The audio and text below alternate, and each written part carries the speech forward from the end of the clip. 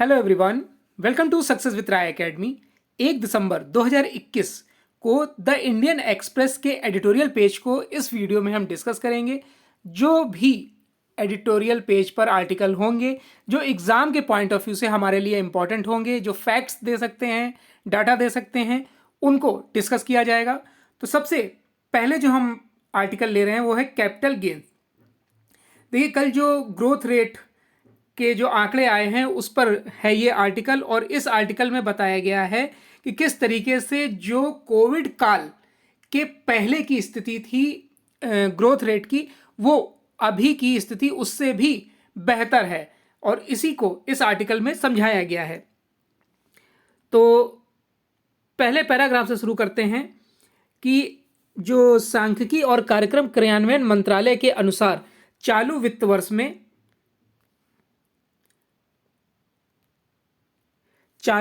वर्ष में दूसरी तिमाही में भारत के सकल घरेलू उत्पाद में 8.4% की वृद्धि हुई है, और इसमें 35.74 लाख करोड़ रुपए पर है। भारत का जो Q2 जीडीपी है, यानी जुलाई से सितंबर 2019-20 की दूसरी तिमाही के 35.62 लाख से अधिक है, करोड़ रुपए से अधिक के स्तर को पार कर गया है।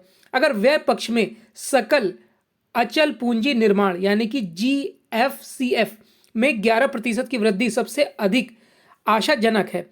पिछले वर्ष की अगर समान अवधि में 9% के संकुचन के बाद एक तेजी देखी गई थी।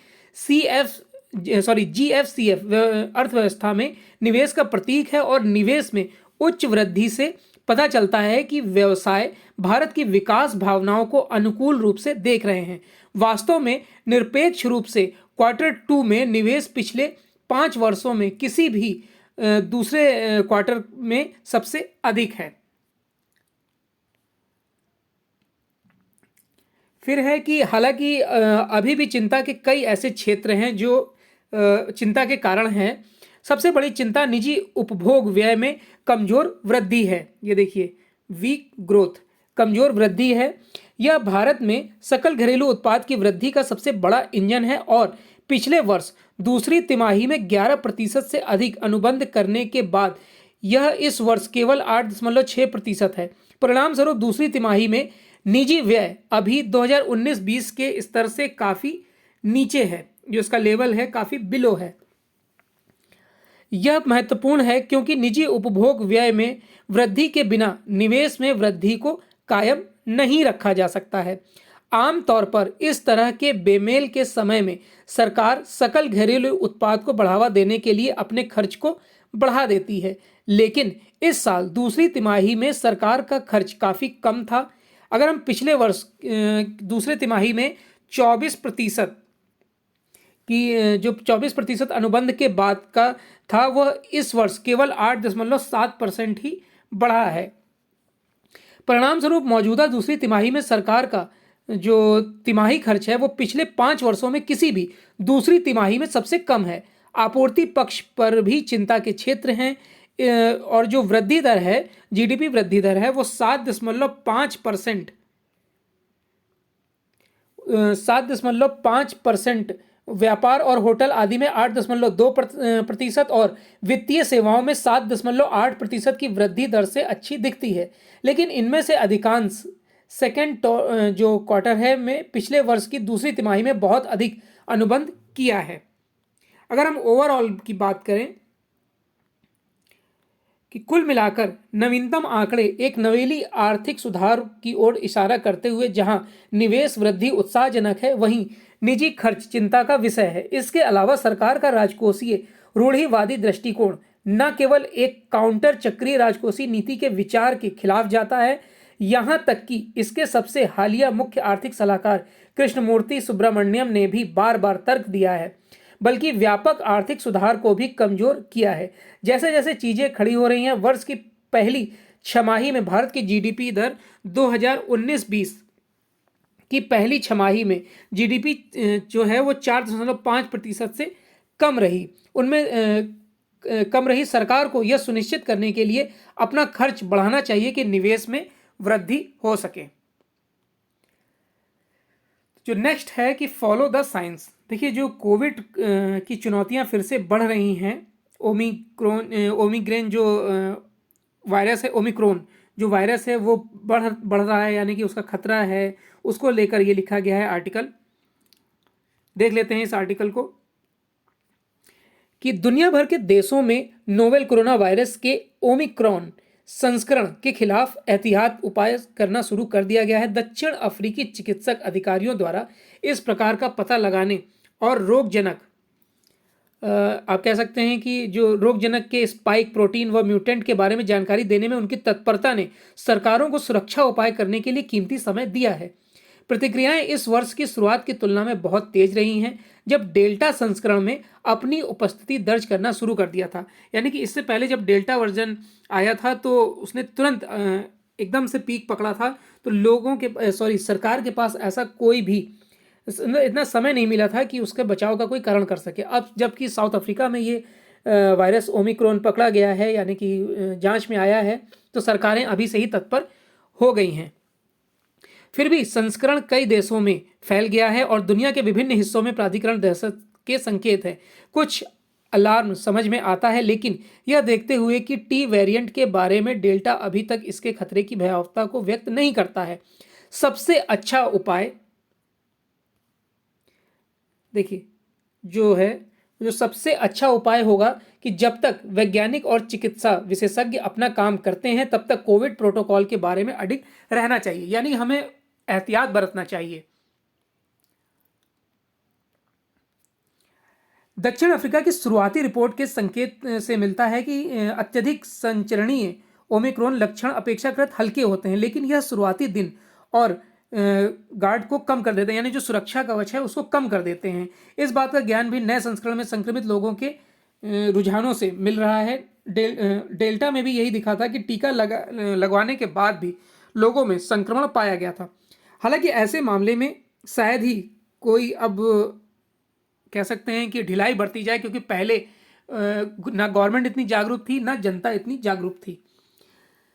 दिसंबर 2021 और मार्च 2020 से मतलब जो गैप है उसमें काफ़ी कुछ सीखने को मिला है। गवर्नमेंट को भी, लोगों को भी 50% से अधिक वयस्क लोगों को वैक्सीनेशन दी जा चुकी है, और जो लोग बचे हुए हैं उनको भी जल्द से जल्द वैक्सीनेशन दिए जाने का कार्य किया जा रहा है। नए संस्करण के खिलाफ यह कितना प्रतिरक्षक प्रदान करेगा, यानी कितनी सुरक्षा करेगा, यह आने वाला समय बताएगा। इसलिए जबकि अधिकारियों ने हवाई अड्डों पर निगरानी को मजबूत करने के लिए यह सुनिश्चित करना चाहिए कि परीक्षण के सामान्य स्तरों में कोई कमी ना हो और भारत में कोई नियंत्रण अधिकारियों के संपर्क में रहे। इसलिए अपने समकक्षों का अनुकरण करने के लिए अफ्रीका और दुनिया के अन्य हिस्सों में जहां ओमाइक्रोन ने अपना रास्ता खोज लिया है, उसमें भी अब लोगों को सतर्क रहने की जरूरत है। नेक्स्ट आर्टिकल है the fable of Prince.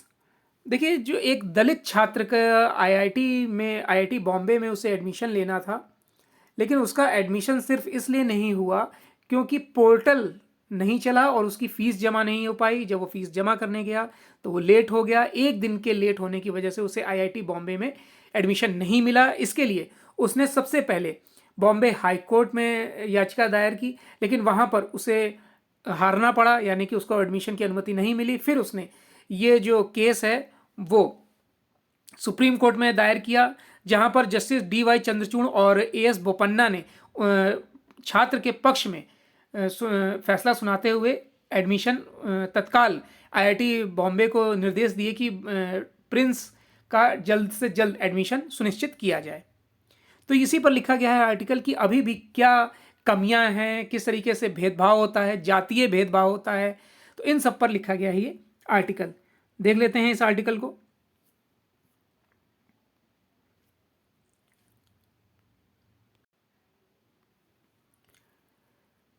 The Supreme Court of India's direction to the IIT Joint Seat Allocation Authority यानी कि जोसा to give a seat to a Dalit student Prince Jaibir Singh. Bharat के सर्वोच्च न्यायालय का आईआईटी संयुक्त सीट आवंटन प्राधिकरण जोसा को एक दलित छात्र प्रिंस जयबीर सिंह को सीट देने के निर्देश दर्शाता है कि भारतीय न्याय प्रणाली अभी भी उत्पीड़ितों के लिए आशा रखती है। आईआईटी बॉम्बे में अपनी जगह के लिए प्रिंस की लड़ाई और उसकी जीत डेविड और गोलियत की कहानी है, या शायद एक आधुनिक एकलव्य की कहानी है जिसे अपना अंगूठा वापस मिल गया।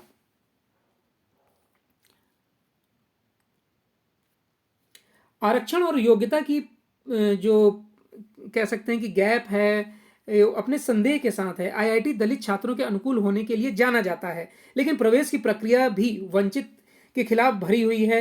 मतलब कई ऐसे स्टूडेंट हैं जिन्हें एडमिशन नहीं मिल पाता है। इंटरनेट असमानता और एक दलित विरोधी, यानी कि एक तो इंटरनेट की असमानता है, जहाँ से प्रिंस अपनी फीस कर रहा था जमा, वहाँ पर कनेक्टिविटी नहीं थी। उसके बाद उसका दलित होना, ये सबसे प्रमुख कारण माना जा रहा है।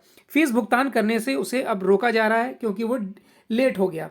उन्होंने आईआईटी खड़गपुर की यात्रा करी, यानी सबसे पहले वो वहाँ पर गए क्योंकि जोसा वहीं से संचालित होता है, लेकिन समय सीमा के एक दिन बाद शुल्क स्वीकार करने से उन्होंने इनकार कर दिया। फिर प्रिंस ने बॉम्बे हाईकोर्ट का रुख किया, जिसने उनकी याचिका खारिज कर दी। उन्होंने आखिरकार सुप्रीम कोर्ट का रुख किया, जिसमें संवेदनशीलता के साथ जवाब दिया। जैसे डीवाई चंद्रचूड़ और एएस बोपन्ना ने जोसा को उन्हें फटकार लगाते हुए कहा कि जल्द से जल्द स्टूडेंट की फीस जमा की जाए। यह एक अकेला संघर्ष नहीं है। वंचित वर्गों के छात्रों को आईआईटी में प्रवेश पाने और फिर जीविका करने के लिए कई कठिन यात्राओं को फेस करना पड़ता है। आगे आर्टिकल में लिखा गया है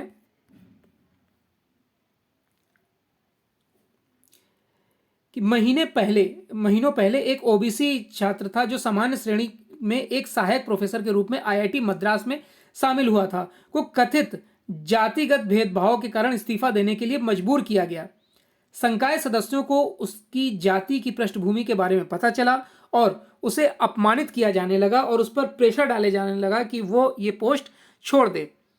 अगर हम प्रवेश के साथ ही आरक्षित अभ्यर्थियों का संघर्ष समाप्त नहीं होता है। कई उच्च शिक्षण इंजीनियरिंग संस्थानों में जाति आधारित भेदभाव किया जाता है, जबकि मांग ये की जाती है कि किसी न किसी तरीके से इस पूरे आरक्षण पद्धति को ही समाप्त कर दिया जाए। लेकिन आप जानते होंगे कि भारत की राजनीतिक स्थिति इस प्रकार की है कि चाहकर भी राजनीतिक पार्टियां इसको समाप्त नहीं कर सकती हैं। अब अगर हम एक छोटा सा एग्जाम्पल लें कि किस तरीके से कृषि आंदोलन, जो कृषि आंदोलन आए थे, उसके विरोध में किस तरीके से सभी विपक्ष और किसान एकजुट हो गए। अगर ऐसे ही आरक्षण हटाया जाता है तो जिनको आरक्षण मिलता है, आप समझ सकते हैं कि वो कितना उपद्रव करेंगे। तो यही सब सोचकर भी शायद सरकार इससे पीछे हट रही है। अगर हम बात करें कि जो कई युवा लड़के और लड़कियां ग्रामीण भारत की पहली पीढ़ी के शिक्षार्थी हैं, जब ऐसी कठिनाइयों का सामना करते हैं तो वे हार मान लेते हैं। बंबई उच्च न्यायालय जैसे न्यायालय ऐसे मामले को स्वीकार कर लेते हैं, यानी कि संस्था के पक्ष में निर्णय देते हैं, जैसा कि प्रिंस वाले केस में देखा गया। लेकिन प्रिंस और जो उसके फादर हैं, कांस्टेबल हैं, उन्होंने हिम्मत नहीं हारी और वो सुप्रीम कोर्ट तक गए। उन्होंने जो ये जातीय व्यवस्था चली आ रही है उस पर कटाक्ष किया, उसके विरुद्ध लड़े और कहीं ना कहीं फैसला उनके पक्ष में आया। तो ये सब जो एक आप कह सकते हैं कि तुलना की जानी चाहिए कि जो आरक्षण लोगों को मिल रहा है, जो सुविधाएं मिल रही हैं, क्या वो सही मायने में उन विद्यार्थियों तक पहुंच रही हैं जिनकी उनको आवश्यकता है। नेक्स्ट आर्टिकल है लॉलेस इन मुंबई। देखिए ये आर्टिकल जो है वो पुलिस की व्यवस्था पर, राजनीतिक संबंधों पर, किस तरीके से पुलिस अपने कार्य को नहीं करती है, किस तरीके से अराजकता में व्याप्त रहती है, घूसखोरी, कई तरीके के इसमें एलिगेशन लगाए गए हैं। तो ये आर्टिकल हमारे लिए एग्जाम के पॉइंट ऑफ व्यू से इंपॉर्टेंट नहीं है, इसे हम डिस्कस नहीं करेंगे। तो ये आज का द इंडियन एक्सप्रेस का द एडिटोरियल पेज था। आई होप आपको ये वीडियो अच्छा लगा होगा। अगर वीडियो अच्छा लगा हो तो लाइक और शेयर कर दीजिएगा। कमेंट बॉक्स के माध्यम से बताइएगा कि क्या आपको इसमें कोई और सुधार चाहिए। वीडियो देखने के लिए धन्यवाद।